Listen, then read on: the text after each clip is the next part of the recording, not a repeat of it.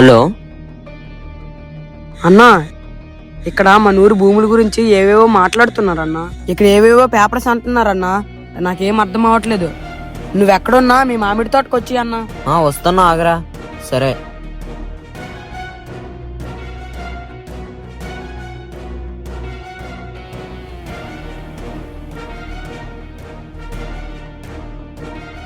ఏరా ఎటు వెళ్తున్నావు?